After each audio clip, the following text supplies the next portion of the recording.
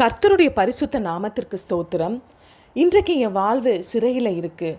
கட்டப்பட்ட நிலையில் இருக்கேன். வாழ்க்கையில் அடி மேலே அடி வாங்கி எழும்ப முடியாமல் இருக்கேன். சந்தோஷமே இல்லை என்று கவலையில் இருக்கிறீர்களா? இயேசுவின் சீடர் பவுல் குறி சொல்லுகிற ஒரு ஆவியை ஒரு பெண்ணிடத்திலிருந்து விரட்டியதால் அதன் மூலம் பணம் சம்பாதித்து கொண்டிருந்த அந்த பெண்ணின் எஜமான் பவுலையும் சீலாவையும் அதிகாரிடத்திலிருந்து இழுத்து சென்றார். ஜனங்கள் அவர்களுக்கு விரோதமாக எழும்பி பவுலையும் சீலாவின் ஆடையையும் கிழித்து அநேக அடி அடித்து அவர்கள் சிறையில் கட்டுண்டவர்களாக காவலில் வைத்தார்கள். அந்த கட்டப்பட்ட நிலையில் பல அடிகள் வாங்கின நிலையில் பவுலும் சீலாவும் ஜெபம் பண்ணி தேவனை துதித்தார்கள்.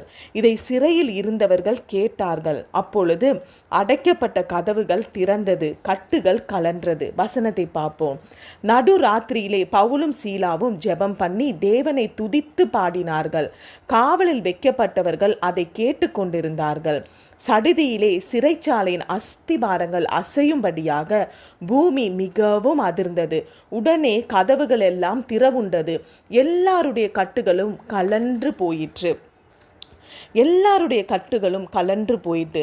பின்பு வரும் வசனத்தை பார்த்தீர்கள் என்றால், இதை கண்ட சிறை காவலரும் அவர் குடும்பத்தாரும் ஆண்டவருடைய வசனத்தை கேட்டு மகிழ்ச்சி அடைந்து ஞானஸ்தானம் பெற்றார்கள்.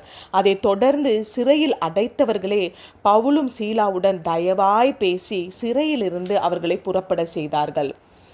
இன்றைக்கு வாழ்க்கையில் அடி மேலே அடி வாங்கினாலும் சிறையில் கட்டியிருந்தாலும் உம்மை நோக்கி இயேசுவை நோக்கி ஜெபம் பண்ணி துதிப்பவர்கள் ஒவ்வொருவரின் சிறையிருப்பையும் கட்டுகளையும் உடைத்தெறிந்து விடியும் ஆசீர்வதியும். இயேசு மூலம் ஜெபிக்கிறோம் நல்ல பிதாவே. ஆமேன். அல்லேலூயா. Praise the Lord.